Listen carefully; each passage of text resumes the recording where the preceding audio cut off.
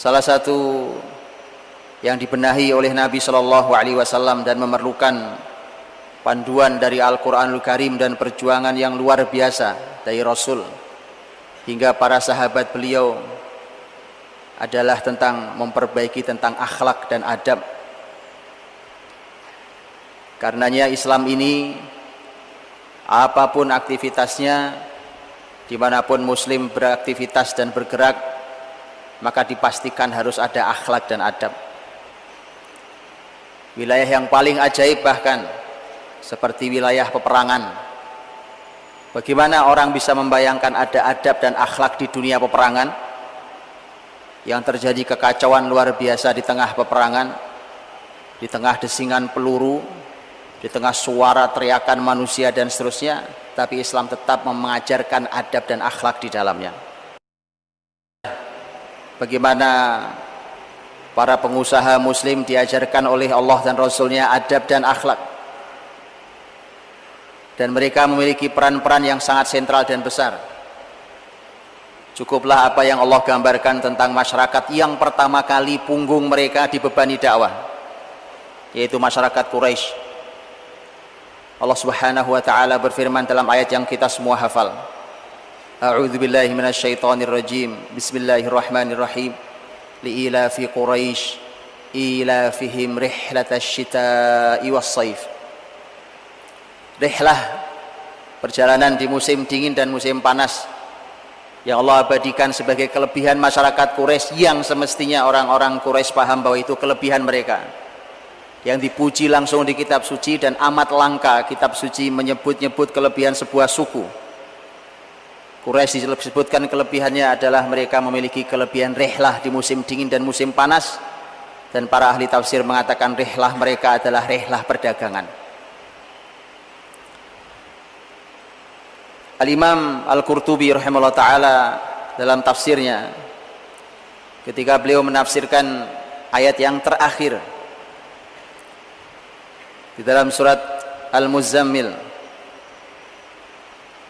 di mana Allah Subhanahu wa taala berfirman, "Alima an sayakunu minkum mardha wa akharuna yadribuna fil ardi yabtaghuna min fadlillah wa akharuna yuqatiluna fi sabilillah faqra'u ma tayassara min."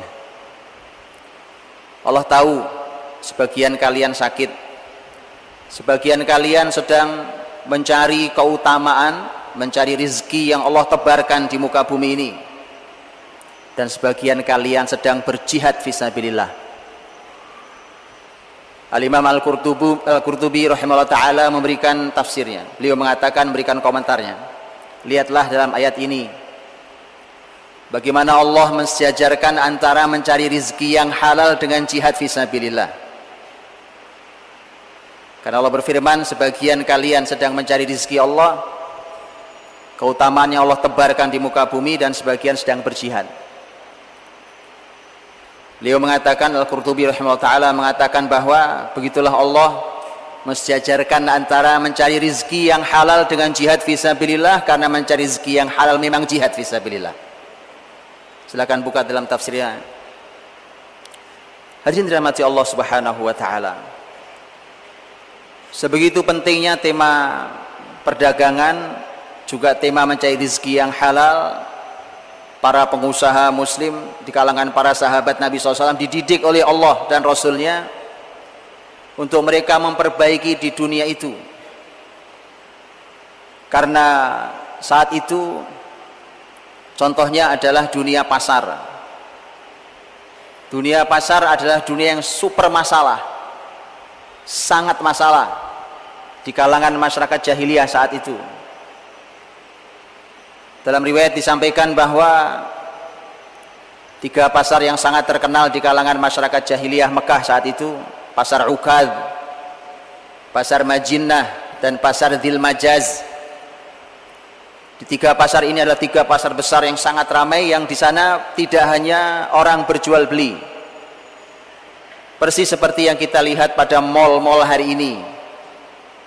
Pasar tak hanya berfungsi sebagai orang berjual beli, karena bahkan perlombaan syair pun dilakukan di pasar-pasar besar ini. sampai melahirkan sejarah syair yang luar biasa yang dikenal dengan Al-Mu'allaqat As-Sab'ah.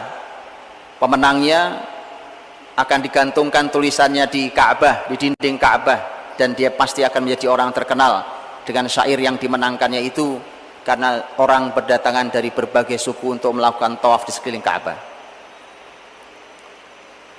Tetapi pasar-pasar itu adalah pasar-pasar tanpa akhlak. Mereka mencari uang dengan cara apa saja, yang penting mendapatkan uang. Adab mereka menjadi sangat masalah karenanya riwayat mengatakan, begitu Islam hadir, Nabi Muhammad SAW mendapatkan wahyu, para sahabat Nabi yang para pedagang-pedagang hebat yang kemudian masuk Islam, mereka mulai menahan diri ke pasar karena mereka merasa ini semuanya dosa.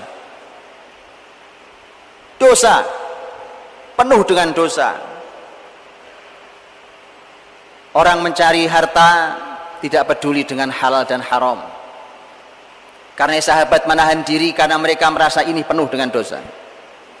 Sampai Allah Subhanahu wa taala menurunkan bahkan dalam rangkaian ayat-ayat haji dalam surat Al-Baqarah, "Walaisa 'alaikum junahun an tabtagu fadlan min rabbikum." Tak masalah buat kalian untuk mencari keutamaan dari rizki Allah Subhanahu wa ta'ala, dari Rabb kalian. Asal kalian jaga, kalian tahu bahwa keutamaan rizki itu dari Allah, maka pasti akan kalian sadari bahwa kalian perlu hanya mencari yang halal saja dan menjauhi yang haram. Kalau itu keadaan Mekah, sama persis dengan keadaan kota Yathrib atau kota Madinah. Karena dalam riwayat disampaikan bahwa Rasul Shallallahu Alaihi Wasallam ketika memasuki Madinah, disebutkan dalam riwayat, kana ahlul Madinah kanu akhbathahum kailan. Masyarakat Madinah itu kalau berjualan paling buruk timbangannya. Itu kenapa kemudian turun surat Al-Mutaffifin, wailul lil mutaffifin alladzina idza iktalu 'alan nasi yastawfun wa idza kaluhum aw wazanuhum yukhsirun. Celaka, kata Allah, wail mereka-mereka yang mengurangi timbangan, orang-orang yang kalau dia menjual, kalau dia membeli, dia ingin timbangannya dipenuhi, tapi kalau dia menjual, dia kurangi timbangan. Itu adalah masalah yang dihadapi oleh Nabi SAW, sebagian masalah yang dihadapi oleh Nabi ketika Nabi masuk Madinah. Disebutkan bahwa ada orang, karena dulu ada namanya al-wazn dan kail. Wazan adalah timbangan, kail adalah ukuran. Mereka punya alat ukur dan alat timbang. Mereka biasanya punya dua jenis. Ada dua. Yang satu digunakan kalau dia mau membeli, maka dia minta pakai ukuran saya. Tapi kalau dia menjual, dia pakai ukuran dia juga, tapi ukuran yang lain yang sudah dia kurangi. Dan bukankah itu yang Allah sampaikan? Itulah mengapa Allah menyampaikan masalah yang karenanya Allah mengazab kaum Nabi Syuaib adalah para pedagang yang mengurangi timbangannya. Sudah Allah sampaikan di Quran untuk meluruskan cara bertindaknya para pengusaha muslim. Belum lagi masalah yang lain. Karena Madinah sendiri saat itu masyarakat Arabnya numpang pasarnya di masyarakat Yahudi. Yang punya pasar masyarakat Yahudi baik secara suku ataupun secara pribadi. Ada pasar Yahudi Bani Qainuqa, itu pasar suku Yahudi Bani Qainuqa. Ada pasar masyarakat Yahudi Bani Nadir. Tapi ada pasar milik pemimpin Yahudi, satu orang pribadi. Seperti pasarnya Ka'ab bin Ashraf. Ka'ab bin Ashraf adalah pemimpin Yahudi Bani Nadir. Pasar mereka dipenuhi dengan dosa. dosa. Mereka tidak peduli, bahkan mereka harus berkata bohong. Mereka tidak peduli, bahkan mereka harus bersumpah-sumpah agar barang dagangannya laku. Mereka tidak peduli, mereka mengurangi timbangan. Mereka tidak peduli, mereka menipu barang. Mereka sembunyikan cacat. Mereka melakukan penimbunan barang agar harga naik melonjak. Ditimbun barangnya, hilang di pasar, permintaan naik, maka harga jadi naik. Semua ini adalah masalah yang harus dibereskan oleh Nabi Shallallahu Alaihi Wasallam. Padahal Nabi SAW sendiri yang pernah mengatakan, khairu biqa'il ardil masajid wa syarru biqa'iha al aswaq. Dihasankan terus sebagian ulama, bahwa tempat terbaik adalah masjid dan tempat yang paling buruk adalah pasar. Yang menjadi masalah adalah ketika Nabi menyebut sebagai tempat yang terburuk, bukan tempat yang buruk. Tempat yang terburuk adalah pasar. Biasanya kalau ada tempat atau hal yang buruk, kita diminta oleh Islam untuk menjauhi. Tapi anehnya pasar, dia tempat yang terburuk, tapi muslimin diminta untuk menguasai. Karenanya itulah mengapa muslimin dibekali oleh Allah dan Rasulnya. Kalian cari uang, kalian kuasai perekonomian sebagai para pengusaha muslim.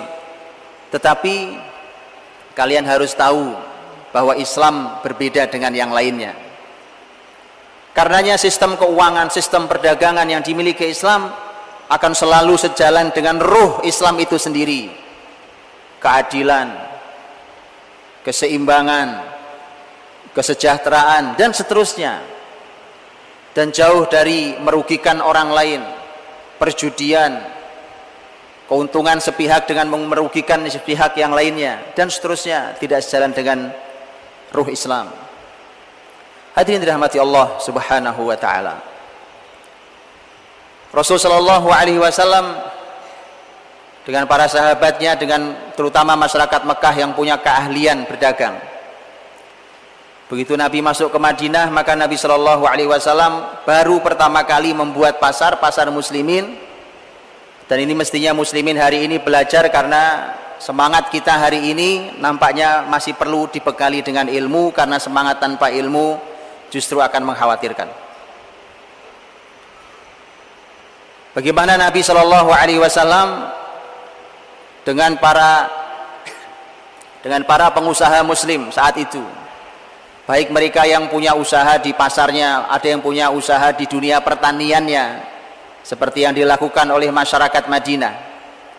Bagaimana Nabi membenahi mereka hingga dominasi perekonomian Yahudi yang menguasai Madinah tutup. Tak cukup hanya dengan menyediakan tempat kemudian kita berteriak-teriak. Karena ada ilmu, ada strategi, ada urutan. Hadirin dirahmati Allah Subhanahu wa taala. Ada banyak sekali akhlak dan adab yang disampaikan oleh Rasul sallallahu alaihi wasallam, mengingat seperti itulah keadaan seseorang yang diperintahkan untuk berjihad dalam rangka mencari rizki yang halal. Karena rizki yang halal itu akan berdampak positif baik kepada kita, pada keluarga kita, pada masyarakat ini, pada tatanan sosial, pada negeri ini.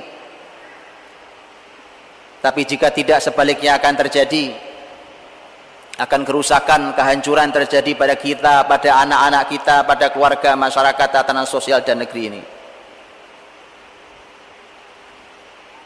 Rasulullah Shallallahu Alaihi Wasallam memberikan bekal-bekal diantaranya.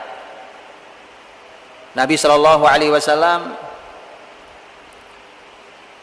beliau menyampaikan umpamanya tentang bahwa pedagang muslim itu sudah dipastikan harus memiliki sifat yang jujur dan amanah. Bahkan Nabi menyampaikan agar kalaupun menjual barang, karena sebagian akhlak ini hadirin, sebagian adab ini kita nanti tidak paham dengan logika pengusaha, tidak masuk dengan logika pengusaha. Tapi inilah Islam. Dan jangan salah bahwa di sekeliling Nabi nanti adalah para sahabat yang merupakan para pedagang-pedagang luar biasa, yang mereka mengajarkan pada dunia begini caranya mencari harta itu. Rasul sallallahu alaihi wasallam bersabda, al-bayyani bil khiyari ma lam yatafarraqa. Orang yang berjual beli, penjual dan pembeli, kata Nabi, mereka punya hak khiyar, hak memilih. Apakah harus melanjutkan transaksi ini ataukah tidak jadi. Kedua belah pihak, baik penjual dan pembeli, selama mereka belum berpisah, dan ini ada pembahasan sendiri dalam ilmu fikih tentang bab al-khiyar. Kata Nabi, fa in sadaqa wa bayyana burika lahuma fi bai'ihima. Kalau keduanya jujur, baik penjual pembeli jujur dan menjelaskan. Apa yang dijelaskan? Jujur dan menjelaskan.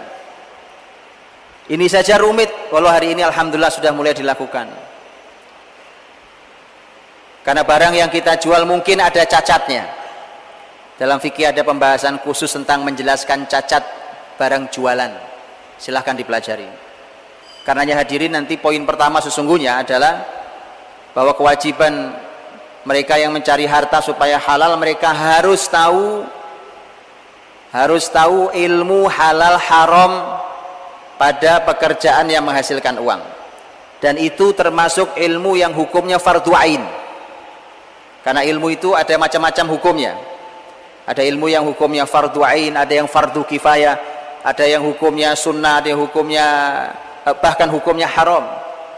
Kalau ilmu sihir umpamanya hukumnya haram dipelajari, tapi ada ilmu yang sifatnya fardu kifayah. Tapi ada ilmu yang hukumnya fardu ain, bahwa mempelajari ilmu itu adalah kewajiban masing-masing kita, dan kita tidak bisa nanti berkata pada Allah, ya Allah saya tidak mengerti, karena hukumnya fardu ain. Di antara ilmu fardu ain menurut para ulama adalah mempelajari halal haram pada pekerjaan ya kita yang menghasilkan uang. Makanya menjadi sangat aneh hari ini ketika kita sudah menghasilkan uang sekian banyaknya, baru kemudian kita bertanya ini halal apa haram. Anda sudah menghasilkan uang dan sudah digunakan untuk apa saja, tapi kemudian tidak pernah belajar halal dan haram. Itulah mengapa Umar bin Khattab radhiyallahu anhu disebutkan dalam riwayat, beliau suka bawa cambuk keliling pasar. Kalau dulu Nabi SAW waktu Nabi masih hidup, Nabi juga keliling pasar. Karenanya nanti seharusnya di pasar Islam, di tempat-tempat bisnis muslimin, semestinya ada fungsi raqabah. Yang fungsi raqabah itu pengawasan. Pengawasan itu bukan pengawasan keamanan, tapi pengawasan dari sisi hukum fikih halal haram. Siapapun yang melakukan transaksi dengan cara yang haram langsung dihentikan. Dan resmi, raqabah itu adalah tugas yang diberikan oleh negara dan dilindungi oleh negara, serta diberikan wewenang oleh negara. Bahkan Umar bin Khattab radhiyallahu anhu ketika menjadi khalifah, beliau mengangkat seorang sahabat wanita yang luar biasa tegasnya, yang bernama Asy-Syifa, yang ditugasi di fungsi raqabah itu oleh Umar radhiyallahu anhu. Umar sendiri suka keliling bawa cambuk, kemudian beliau selalu mengingatkan di pasar, keliling. Semua tahu ini khalifah dengan ketegasannya, sekarang membawa cambuk pula. Umar itu tanpa cambuk saja menakutkan. Bagaimana dengan cambuknya? Umar katakan, la yabi' fi suqina hadza illa man faqih wa illa akala riba radiya am aba. Tak boleh jualan di pasar ini kecuali yang paham fikih muamalah. Kalau tidak kalian pasti makan riba, baik kalian rela atau terpaksa. Itu aturan negara. Ada lihat bagaimana jauhnya kita yang mengaku muslim hari ini dengan muslimnya para sahabat. Pantas mereka menjadi pemimpin dunia. Dan lihat jauh sistem negaranya. Karena itulah Rasulullah SAW termasuk poin-poin kecil detailnya, poin-poin detailnya yang itu dijaga oleh para sahabat. Di antaranya tadi hadis Nabi, kalau mereka fa in shadaqa wa bayyana burika lahuma fi bai'ihima, maka Allah berkahi. Kalau mereka mau jujur, mau menjelaskan, maka transaksi itu diberkahi Allah.